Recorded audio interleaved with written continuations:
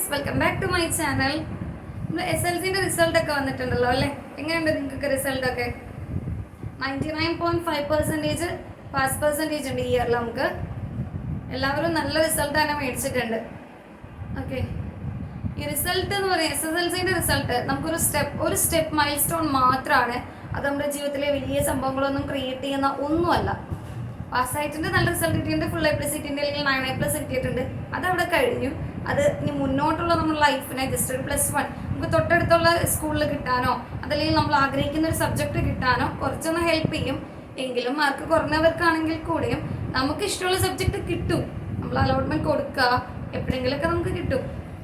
ഇത് നമുക്ക് വലിയ സംഭവമൊന്നുമല്ല. ഈവൻ ഫെയിലായവരോടാണെങ്കിലും അല്ലെങ്കിൽ മാർക്ക് കുറഞ്ഞവരോടാണെങ്കിലും അത് ഓർത്ത് ദുഃഖിച്ചിരുന്ന് ഇനിയുള്ള ലൈഫ്, അയ്യോ എനിക്ക് SLCന് മാർക്ക് പോയി, ഞാൻ ഇനി എങ്ങനെ ഫാമിലീനെ ഫേസ് ചെയ്യും, അല്ലെങ്കിൽ ഫ്രണ്ട്സിനെ എങ്ങനെ ഫേസ് ചെയ്യും, അല്ലെങ്കിൽ ഓരോ ആളുകൾ നമ്മുടെ ചോദിക്കും എങ്ങനെയുണ്ട് റിസൾട്ട്, എനിക്ക് ഫുൾ A+ ആണോ? ചിലപ്പോൾ ചോദിക്കുന്ന ഫസ്റ്റ് ക്വസ്റ്റ്യൻസ് ഫുൾ A+ ആണോ എന്നായിരിക്കും. എന്ത് റിസൾട്ട് ഉണ്ടെന്ന് പറയുമ്പോഴേക്കും ഒരു 5A+ ആണെന്ന് പറയുമ്പോഴേക്കും ആളുകളുടെ ഫീസ് മാറി. അതിനിപ്പോൾ ചോദിച്ചിട്ട് കാര്യമൊന്നുമില്ല, ബാക്കി എന്തോ ആയിക്കോട്ടെ, A+ന്റെ അക്കൗണ്ട് കിട്ടി, ബാക്കി എന്താണെങ്കിലും നോ ഇഷ്യൂ. ഒരാളോട് ചോദിച്ചപ്പോൾ 5A+ ഉണ്ട്, ബാക്കി 5ഉം A ആണെങ്കിൽ കൂടെ ബാക്കി അവർക്ക് കേൾക്കണ്ട, 5A+ അതവിടെ കഴിഞ്ഞു, ആ കുട്ടിയുടെ കാര്യം പോക്കാണ് എന്നാണ് എല്ലാവരും പറയാം. SLCന്റെ റിസൾട്ട് നമ്മൾ നോർമൽ ഒരു ക്ലാസ് കഴിഞ്ഞ പോലെ നമ്മൾക്കൊരു വേറെ സബ്ജക്റ്റിലേക്ക് നമുക്ക് പോകാൻ വേണ്ടിയിട്ടുള്ളൊരു വഴി മാത്രമാണ് നമ്മുടെ SSLC എന്ന് പറയുന്നത്. അതിനപ്പുറം വലിയ കാര്യമൊന്നുമില്ല, ജസ്റ്റ് ഒരു സ്റ്റെപ്പ് മൈൽ സ്റ്റോൺ മാത്രമാണ് നമ്മുടെ ലൈഫിൽ. അത് മാത്രമല്ല വലിയ കാര്യം, ഒരുപാട് കാര്യങ്ങൾ നമുക്ക് അച്ചീവ് ചെയ്യാനുണ്ട്. ഈ മാർക്ക് കുറഞ്ഞവരോ അല്ലെങ്കിൽ ഫെയിലായവരോ എൻ്റെ ലൈഫ് അവിടെ പോയി എന്ന് വിചാരിച്ച് വിഷമിച്ചിരിക്കാനോ ഒന്നും ചെയ്യേണ്ട ഒരു ആവശ്യം വരുന്നില്ല. നമുക്ക് നമ്മളിൽ ഒരു കോൺഫിഡൻസ് ഉണ്ടാവണം. പാസ്സായവർക്കും അല്ലെങ്കിൽ ഫുൾ A+ നേടിയവർക്കും നല്ലൊരു മാർക്ക് കിട്ടിയവർക്കും എല്ലാവർക്കും എൻ്റെ കൺഗ്രാറ്റുലേഷൻസ്. അതിനപ്പുറം ഇനി ഫെയിലായവർ അതോർത്ത് ഒരു ദുഃഖം നിങ്ങൾക്ക് ആവശ്യമില്ല.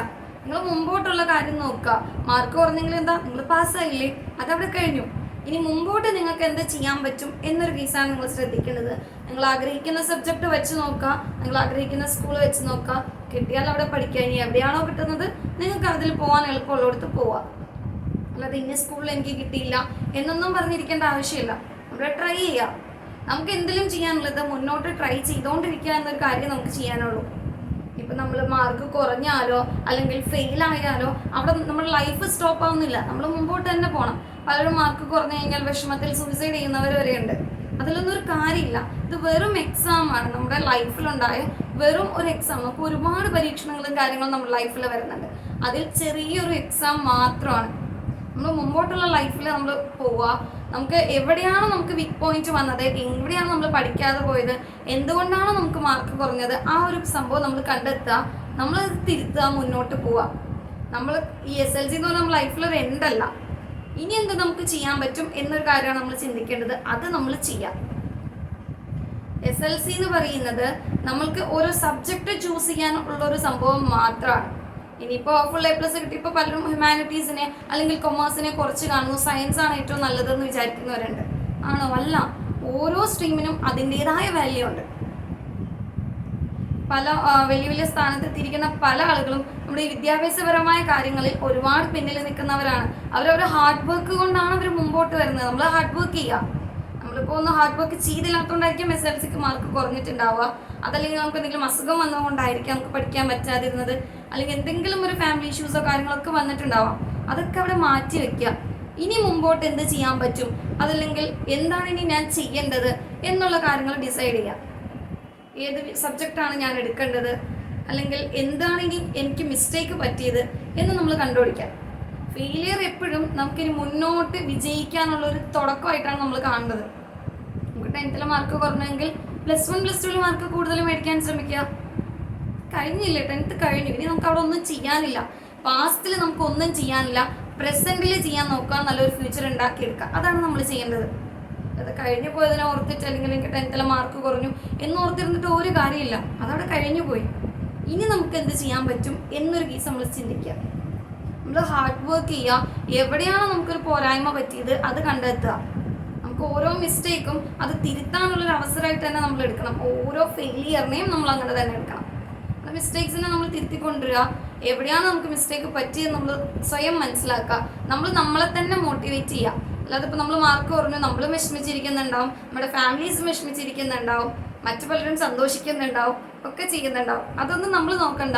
നമ്മുടെ ലൈഫിലാണ് സംഭവിച്ചത്, നമുക്കൊരു വിഷമം സംഭവിച്ചു, മൂവ് ഓൺ ചെയ്യാം, മുമ്പോട്ട് പോവുക. അത് കഴിഞ്ഞില്ലേ, മുമ്പോട്ടേക്ക് ഇനി എന്ത് ചെയ്യാൻ പറ്റും എന്നൊരു കാര്യം മാത്രം നിങ്ങൾ ചിന്തിക്കുക. ഇവൻ ഫാമിലിനോടാണെങ്കിലും എനിക്ക് പറയാനുള്ളത്, പല പേരൻസും വിഷമിച്ചിരിക്കുന്നുണ്ടാവും. തൊട്ടടുത്ത വീട്ടിൽ അല്ലെങ്കിൽ ഫാമിലിയിലെ മറ്റു കുട്ടികൾക്ക് നല്ല മാർക്ക് കിട്ടിയിട്ടുണ്ടാവും, സ്വന്തം കുട്ടിക്ക് മാർക്ക് കിട്ടിയിട്ടുണ്ടാവില്ലായിരിക്കും. ആയിക്കോട്ടെ, മാർക്ക് കിട്ടിയില്ല, എന്താണോ കിട്ടിയ മാർക്ക് ചോദിക്കുന്നവരോട് അത് പറയാം. എല്ലാ കുട്ടികൾക്കും ഒരേ ഒരു കഴിവല്ലല്ലോ. ഒരുപക്ഷെ അവർക്ക് കഴിവുണ്ടായിരിക്കാം, അവർ ഉഴപ്പിയതായിരിക്കാം. അതൊക്കെ കഴിഞ്ഞു. ഇനി കുട്ടികളെ എങ്ങനെ മുന്നോട്ട് കൊണ്ടുവരാൻ പറ്റുക എന്ന രീതിയിൽ നിങ്ങൾ ഒരിക്കലും കുട്ടീനെ നിനക്ക് എന്തുകൊണ്ട് മാർക്ക് കുറഞ്ഞു പോയി എന്ന് പറഞ്ഞ് വഴക്ക് പറയാനോ അതല്ലെങ്കിൽ നിങ്ങൾ വിഷമിച്ചിരിക്കാനോ പാടില്ല. പേരൻസ് വിഷമിച്ചിരിക്കുമ്പോൾ കുട്ടികൾക്ക് അതോർത്ത് വിഷമം, എൻ്റെ പേരൻസ് മാത്രം ഹാപ്പി അല്ല, ബാക്കി എൻ്റെ ഫ്രണ്ട്സിൻ്റെ പേരൻസ് ഹാപ്പിയാണ്, അല്ലെങ്കിൽ ഫാമിലിയിൽ മറ്റു കുട്ടികൾ ജയിച്ചിട്ടുണ്ടെങ്കിൽ അവരുടെ പേരൻസ്, അല്ലെങ്കിൽ നല്ല മാർക്ക് നേടിയിട്ടുണ്ടെങ്കിൽ അവരുടെ പേരൻസ് ഹാപ്പിയാണ് എന്നവരോർക്കും. പേരൻസ് കുഞ്ഞുങ്ങൾക്ക് സപ്പോർട്ട് കൊടുക്കുക.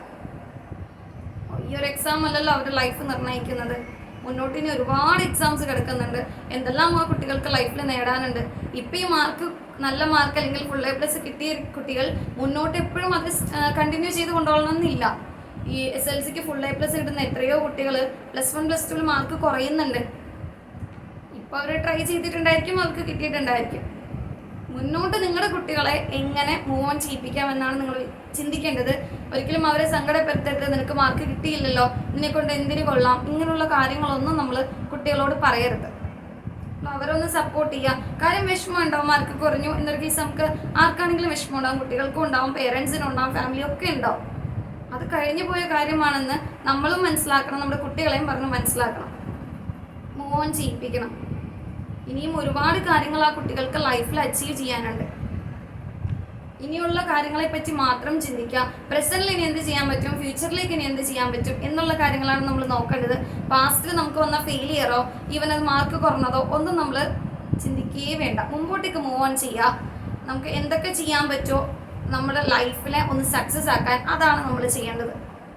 അല്ലാതെ എനിക്ക് ലൈഫിൽ എന്നോ ഒരിക്കൽ ഫെയിലിയർ വന്നിരുന്നു, ഇനി എനിക്ക് മുമ്പോട്ട് പോകാൻ പറ്റില്ല, അങ്ങനെയുള്ള ചിന്തകളൊന്നും പാടില്ല.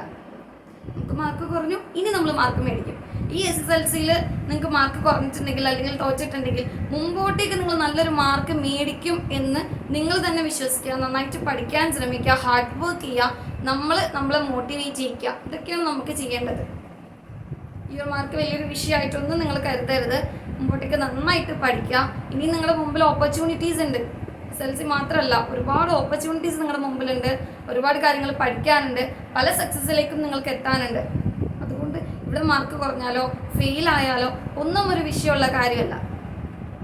മാർക്ക് കിട്ടിയവർക്ക് കിട്ടി, നമ്മൾക്ക് കിട്ടിയില്ല, അല്ലെങ്കിൽ നമ്മൾക്ക് മാർക്ക് കുറഞ്ഞു, അതവിടെ കഴിഞ്ഞു. അപ്പം അതുകൊണ്ട് ഇനി മുമ്പോട്ടേക്കുള്ള കാര്യങ്ങൾ നിങ്ങൾ കോൺസെൻട്രേറ്റ് ചെയ്യുക. എന്തൊക്കെ ചെയ്യാൻ പറ്റുമോ നമുക്ക് നന്നായിട്ട് മാർക്ക് കൂട്ടാൻ വേണ്ടിയിട്ട് എന്നുള്ള കാര്യങ്ങൾ നമ്മൾ ചിന്തിക്കുക.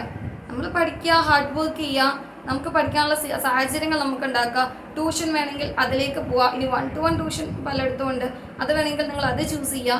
ട്യൂഷൻ സെൻറ്ററുകളുടെ ക്ലാസ് നിങ്ങൾക്ക് ഓക്കെ ആണെങ്കിൽ അത് ചെയ്യുക. അതൊക്കെ കൂടാതെ നമ്മൾ സ്വയം നമുക്ക് വേണ്ടി ഹാർഡ് വർക്ക് ചെയ്യാൻ ശ്രമിക്കുക. ഓക്കെ, നിങ്ങൾ നിങ്ങളെ തന്നെ മോട്ടിവേറ്റ് ചെയ്യുക. Stay motivated. അപ്പോൾ നന്നായിട്ട് ഇനിയുള്ള കാര്യങ്ങളെങ്കിലും പഠിക്കാനും നിങ്ങളുടെ സക്സസ്സിലേക്ക് കൊണ്ടുപോകാനായിട്ട് നിങ്ങൾ ട്രൈ ചെയ്യുക. ഓക്കെ, അടുത്തൊരു വീഡിയോ ആയിട്ട് വരുന്നവരേക്കും ടേക്ക് കെയർ. ബൈ.